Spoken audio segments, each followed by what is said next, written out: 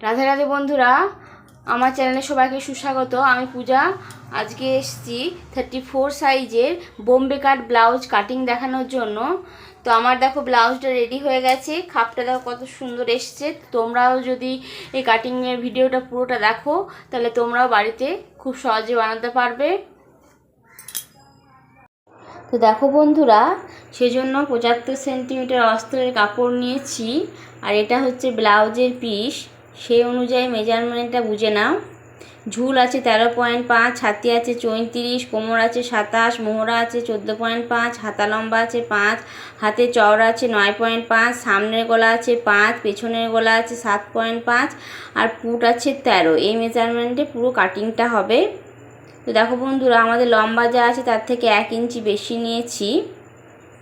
তো 13.5 আছে, 14.5 নিয়েছি, পুট নিয়েছি 5.5 মতন।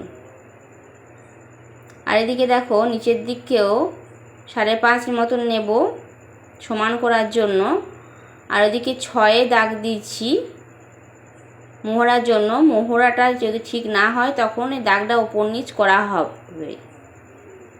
এবারে ছাতির 1/4 করার পর 8.5 হয়েছে, তার সাথে 1.5 ইঞ্চি মতন এক্সট্রা নেব।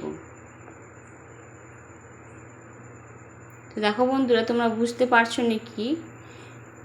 এর মোহরার জন্য নিয়ে নিলাম 1 ইঞ্চি মতন, আর এখানে মিডিল পার করার পর গোলাইটা দেব মোহরার। পুরো রাউন্ড শেপে মিলিয়ে দিয়ে দিতে হবে। এরপর আমাদের কোমর আছে, তো কোমরের 1/4 করার পর 6.7 হয়েছে, তার সাথে 1 ইঞ্চি নেব টেকিংয়ের জন্য, আর 1.5 ইঞ্চি এক্সট্রা। এটা হচ্ছে কোমরের মাপ, কিন্তু আমি সেই মাপটা নেব না। আমি ওপরে যা মেজারমেন্ট নিয়েছি নিচেও সেম নেব। সেলাই করার সময় বাদবাকি পোর্শনটা কেটে নেব। তো নিচে সেম নিয়ে পরে দাগটা টেনে নেব।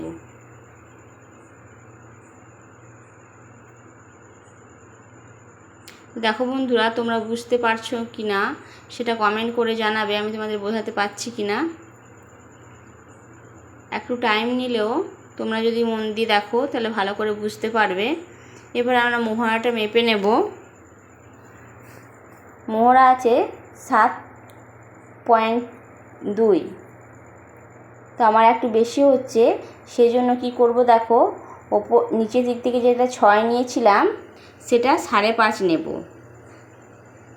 এখান থেকেও 1/2 ইঞ্চি বাড়িয়ে নেব। এবার দাগটা টেনে নেব। এর ওপরে যে 1 ইঞ্চিটা নিয়েছিলাম গোড়াইটা, সেটা ওপরে একটু তুলে হয়ে গেল। এরকমভাবে রাউন্ড শেপ দিয়ে দেব। তারপরে মেপে দেখব যে আমাদের মোহরাটা ঠিকঠাক আছে নাকি। 2 এর সাথে আর 1/2 ইঞ্চি অ্যাড করার পর আমাদের মোহরাটা যা হবে সেটা নিতে হবে, কারণ ওপর দিক থেকে 1/2 ইঞ্চি আমাদের সেলাই মার্জিনে চলে যাবে সেই জন্য।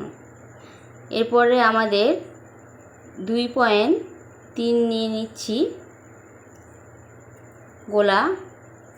নিচের দিক থেকে 5 আছে, সেই জন্য 5.5 নিয়েছি, আর 2.5 ইঞ্চি বরাবর নিচের দিক থেকে নিলাম। একটা রাউন্ড শেপ নেব গোলাটার জন্য, সামনে গোলার জন্য।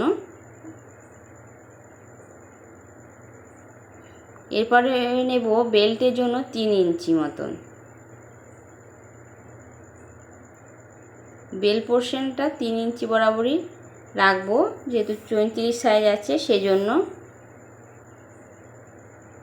এবারে খাপের মাপ নেব 5.5 ইঞ্চি, আর এধার থেকে বেল্টের ওপর একটা শেপ হয় সেই জন্য 1/2 ইঞ্চি বেশি নেব। 5.5 ইঞ্চির হাফ করার পর একটা মিডিলে দাগ দেব।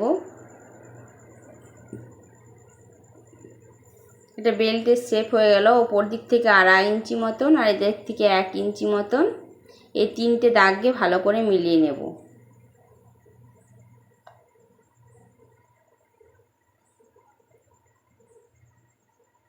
আমার ঠিকঠাক হয়নি, সেই জন্য ঠিক করে নিচ্ছি।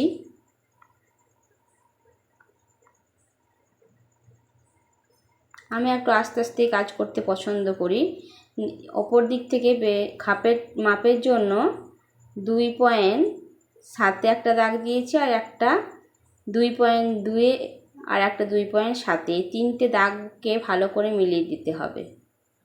মিলিয়ে দেওয়ার পর পুরোটা কাটিং করে নেব। দেখো বন্ধুরা, অস্তরের কাপড়ে এবারে পেপার বসিয়ে পুরোটা কাটিং করব। পেছনের পাটে আমাদের কোনো রকম পরিবর্তন হয় না, এস পাটেও কোনো রকম পরিবর্তন হবে না। বেল্টের পাটে নিচের দিক থেকে 1 ইঞ্চি বেশি নিতে হবে, আর খাপের মাপের জন্য খাপের চেঞ্জ করতে হয়, খাপটা একটু বাড়াতে হয়। তাহলে এধার থেকে 1 ইঞ্চি মতন নিচ্ছি,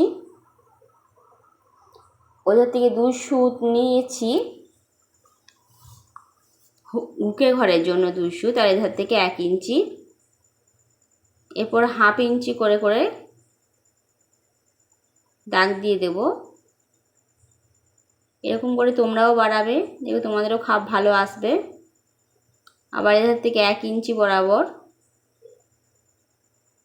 আর এখান থেকে 1/2 ইঞ্চি করে পুরোটাতে 1/2 ইঞ্চি বরাবর সেলাই মার্জিনের জন্য 1/2 ইঞ্চি করে নিতে হয় এক্সট্রা। এইগুলো দাগগুলো মিলিয়ে দিচ্ছি।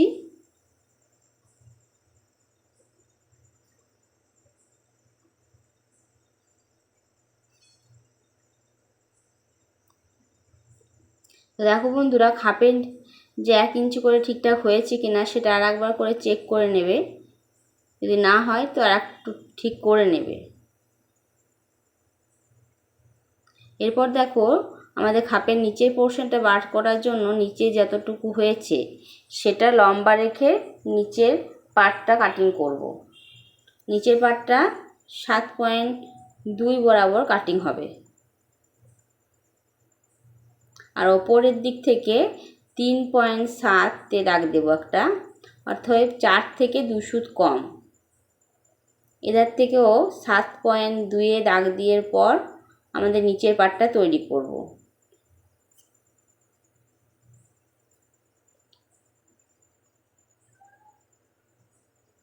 এমনিভাবে তোমরাও বানাবে, দেখবে তোমাদেরও খাপ ভালো আসবে। এধার থেকে 1 ইঞ্চি আর নিচের দিক থেকে 1/2 ইঞ্চি মতন নেব।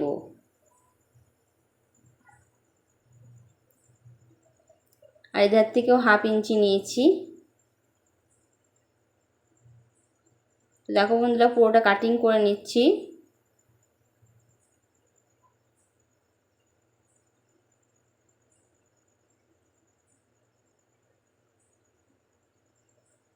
তো আমার ভিডিও তোমাদের কেমন লাগছে কমেন্ট করবে, আর কি কি নিয়ে ভিডিও বানাবো সেটাও বলবে। এটা হচ্ছে নিচের পার্ট, আর উপরের পার্টটাও কেটে নিচ্ছি।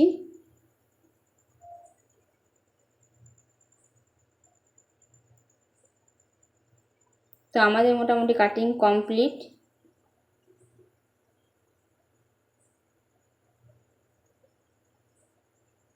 তো দেখো বন্ধুরা, আমাদের কাটিং কমপ্লিট। এই পার্টের ওপর দিকটা যেটা জয়েন্ট হবে সেখানে একটা কাটিং লাগিয়ে দেবে, তাহলে বুঝতে পারবে যে এই পার্টের সাথে এই পার্টটা জয়েন্ট হবে, নইলে অসুবিধায় পড়বে। তো দেখো বন্ধুরা, এটা হচ্ছে পেছনের পার্ট,